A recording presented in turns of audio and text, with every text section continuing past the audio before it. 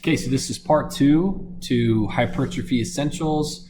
If you haven't already seen the last video, go watch that first because we talked about the beginning aspect of the catabolic phase, mechanical tension and progressive overload. Those are the two major things that we already talked about. So if you haven't seen it, go back and see it now.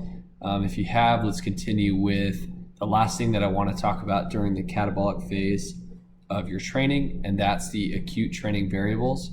There's a lot of acute training variables that play a very important role in your training. And I think the most important one is probably effort, in my opinion. This is how we can apply mechanical tension, like we talked about up here, which is the primary driver of hypertrophy. This is essential. Now, research shows that when we work in a 7 to 10 RPE zone, we are maximizing our potential to grow. Now, what does RPE mean? It just stands for rate of perceived exertion. So basically all this is if you're in a 7 RPE zone, that means you only have 3 reps left in the tank. So 10 minus 3 is 7. 10 is the max. So if you hit 10 RPE, that means you literally pushed to failure and you couldn't go any further. So 7 to 10 RPE zone is how hard or how much effort you should put into your training every single time. If you want to get stronger, or not if you want to get stronger, but if you want to get big, then you need to train in this zone. Okay. Now there are pros and cons to doing 7 to 8. There's pros and cons to doing 9 to 10. Now the nice thing is with 7 to 8 is you don't have to push as hard and you still get very similar growth benefits. You just don't maximize it as much as if you were in like the 9 to 10 RPE zone. But it does have some other benefits. If you're training like 7 to 8 RPE, it's much more easy to recover from. If you're always training 9 to 10, it's going to be a little bit more difficult to recover from in the future. So just keep that in mind. The 7 to 8 zone, you should probably train for the majority of your workouts, and towards the end of your workouts, the 9 to 10 zone is pretty good. Okay, moving on. So volume. Volume is the amount of sets times the amount of reps times the amount of load, and load just refers to the weight. Okay, so for example, if you're doing 5 sets of 10 reps, so far that's 50. If we multiply that together and say the load is 100, then that's 5,000, right? So your total volume is 5,000. There is kind of a sweet spot for volume. Again, we're talking about how to maximize your potential to grow. Too much volume can be detrimental. Too little volume can really inhibit your ability to gain muscle. So the sweet spot when it comes to sets is about 12 to 20 sets per body part per week. That's kind of the sweet zone. So for example, if I did like 8 sets of chest exercises on Monday, and then I again did my chest exercises on Thursday, but I only did 4, then I would be hitting that 12 set zone. And I of course can go a little bit higher than that. If I wanted to do 5, 5, and 5, then I'd be 15, which is pretty much in the ballpark there as well. Now when it comes to reps has kind of a little bit more of a spread. So this is actually kind of nice. You can experiment with your reps a little bit. Now I would be a little bit cautious of going into the 30 rep zone because you can load the muscles a little bit better if you stick to probably anywhere in like the 6 to 15 rep zone. That's a pretty general like target that you want to hit for most people is anywhere from 6 to 15 reps. So maybe try not to go so much into 30 rep zone, although you can venture out there every once in a while if you want to. And of course, if you're training for like, power building where you're trying to, gain strength and on top of the muscle that you gain, this 3 rep zone is perfectly fine. Okay, next thing, intensity. So this just refers to how heavy the weight is. Generally, you want to be about 70 to 100% of your 1 rep max.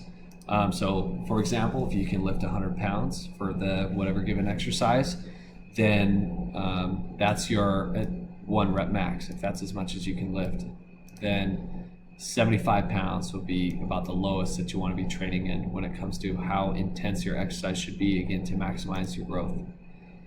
So another acute training variable is the selection of exercise. I know we talked about this a little bit earlier. Here I put combination of compound movements and isolation movements. Both work really well. So there's not necessarily like certain exercises that you need to do to get big. I know that a lot of TikTok or Instagram fitness influencers will say, you know, you're not growing because you're not doing this exercise, and that's absolutely bogus. As long as you have some sort of combination of compound movements, so multi-joint movements, and isolation movements, like typically single joint movements for your workout routine, then you're doing it pretty well. Like that's really all the selection that you need to go into. Although if you wanted to go a little bit deeper into that, we could talk about biasing certain muscles. So if, for example, the first time you do a push day, you're biasing the clavicular head of your chest, then maybe the next time you go, you can bias, your mid chest or your lower chest or whatever. Sternocostal head, I believe, is what it's called, the lower portion of your chest, right? So either, I guess, that's kind of as far as I'll go with exercise selection. Just make sure that you know that not one exercise is absolutely necessary, or not one exercise you should absolutely not do unless it's intentionally going to harm you. Just know that a wide variety of exercises are good, whether stable, not stable, multi-joint, single joint, all that type of stuff. You can kind of experiment with that and see what works well for you and kind of what biases your muscles well. Next thing is frequency. So this just kind of refers to how often you're going to train. Now, people think or are under the impression that you need to go to the gym 5 times a week, 6 times a week, 7 times a week. There's no rest days, whatever. Or people think that if I want to maximize my growth, then I need to be in the gym twice a week, or I need to be in the gym for 2 hours at a time. And that's just absolutely not the case. Science and research suggests that as long as you're kind of hitting each muscle group 2 times a week, so say chest on Monday and then chest again on Thursday, for just a simple example, then you're pretty much reaching your potential. You want to be careful of overtraining, so you don't want to spend too much time in the gym or go to the gym too many times. Another thing, so this is just a simple recommendation. Now, you don't have to do this. This is not necessarily essential. This is what I like to do. I do a push-pull leg split, which is my push exercises on Monday, my pull exercises on Tuesday, and my leg exercises or my lower body exercises on Wednesday. And then I, repeat the same thing Thursday, Friday, Saturday, and I rest on Sunday. Or you could have your rest day being, Thursday, and then you could pick up again Friday, Saturday, Sunday, or whatever if you want to work it on Sunday. So that's a push-pull leg split. That for me works really well in making sure that I hit that 2 times a week per muscle group. It works really well for me. So, and I assume it'll probably work well for other people. You could do other different types of routines, like a bro split or something like that. Just as long as you kind of make sure that you're not spending too much time, destroying your back and biceps, all in one exercise and getting all the volume you need of your back and biceps. Maybe you could come back later on during the week and hit some more back, some more biceps, just maybe less volume the second time, or less volume the first time or the second time. You can kind of experiment with that, even with different splits. But I think push-pull leg split is probably one of the best ways to do that. Next thing, rest periods. Rest periods actually have a lot of science back behind them, a lot of research back behind them. Basically, this is referring to how long you're going to rest between your sets. So you just got done with an exercise, now you're resting before you do your next set. A general good recommendation is 1 to 3 minutes, and that's actually a lot more than what I originally thought when I was first getting into lifting. I used to think that, you know, the less rest period that you have, the more gains you're going to have, because you know, it's just more intense that way. But that's not necessarily the case. Like, your body responds better to further stimulus when you actually have some sort of rest period in between, generally between 1 to 3 minutes, and that's great for hypertrophy. Now, there's kind of an exception to this. If you're lifting more heavier loads, so like 80% of your 1 rep max or higher, you want to be kind of in that 3 to 5 minute zone. You don't necessarily have to if you recover quicker. You know, a lot of research actually shows that women recover quicker than men, more often than not. So, you know, maybe if you're a woman, you don't need to go into the 3 to 5 minute zone. You can be perfectly rested in the 1 to 3 minute zone. So, you know, if that works for you, that works for you. But if you're lifting really heavy, especially us men, we probably want to be in that 3 to 5 minute zone. Okay. Next thing is tempo, the eccentric versus the isometric versus the concentric. Okay, so what this is referring to is that say you are starting like a bench press, for example. You lift the bar up, you have the bar all the way at the top. You are in an isometric contraction right now, where there's no movement with the bar. Then as you start to come down, as the load is easiest to maintain, that is the eccentric portion. And then once the load stops, again, you're at an isometric contraction. And then when you start to push it back up, then you're at that concentric contraction. Research shows that about 0.5 to 8 seconds to complete the entire rep is how you want to maximize that. If you're going over 8 seconds, it's kind of a good idea that you should probably either lighten up the load, or you should just focus less on having a really, really slow negative on the way down. So, you know, if you take 4 seconds up, 4 seconds down, then hey, you're in that threshold of where you need to be with tempo. The exception with this rule here is when you're training like for power. So if you're in like the 80% 1 rep max or higher, you can actually take a little bit longer than 8 seconds to go up if you need to. You can also kind of experiment with how you want to break up your tempo. If you're training for power, you want to, and I'll create a whole nother video about this, you want to have as explosive power as possible, as much explosive power as possible. So in order to do that, your eccentric portion of the movement should be fairly quick. You should probably not pause very long at the bottom. It's going to make it a lot more difficult to have that explosive nature of the move. And you want to get the weight up as fast as possible. Okay, so that's what this minimum second time is for the concentric portion, right? So maybe take 1 second on the eccentric, so very quick. No time at all during the isometric pause at the bottom. Very, very minimal time to push the weight all the way back up, and then take a 2 second or so pause at the top, just to be able to brace yourself again for the next move.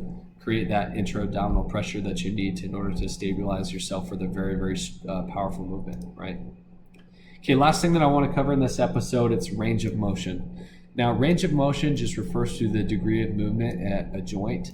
So for example,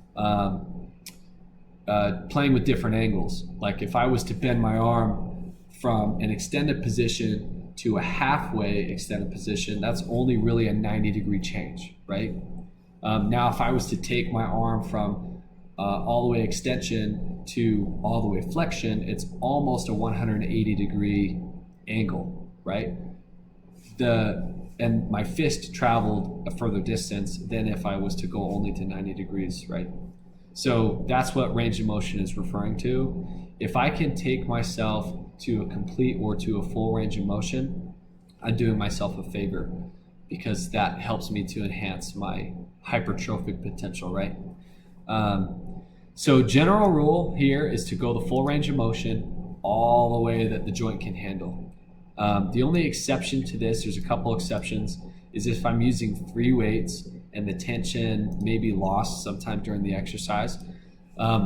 So for example, if I'm doing skull crushers, tricep skull crushers lying on my back, and I'm bringing the weight down, and there's a portion at the bottom of the exercise where I lose a lot of tension, and then when I take the skull crusher, I guess the easy bar or whatever it is that you're using, back to the top, and my arms are now directly above my chest, I'm probably going to lose tension there as well. So if at any point I lose tension during the full range of motion, that's fine.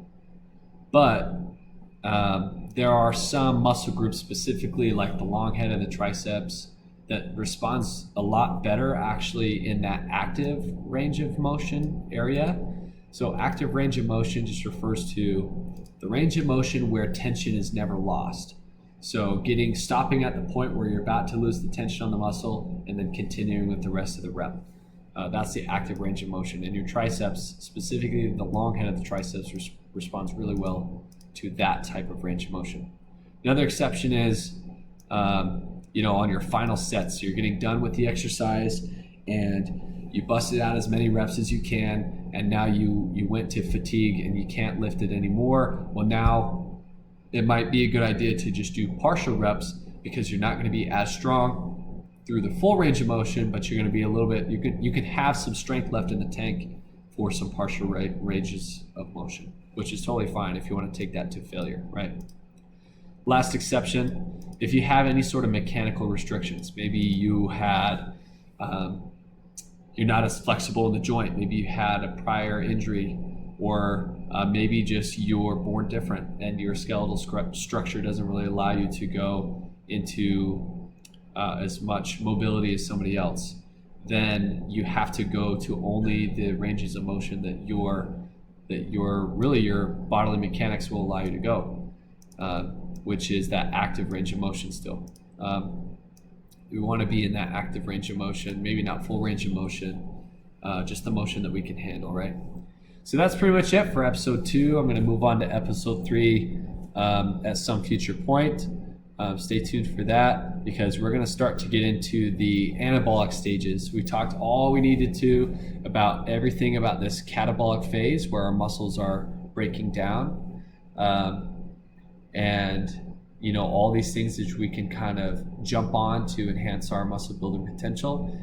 And now we need to go into the anabolic phase, because it is just equally as important as everything we just discussed.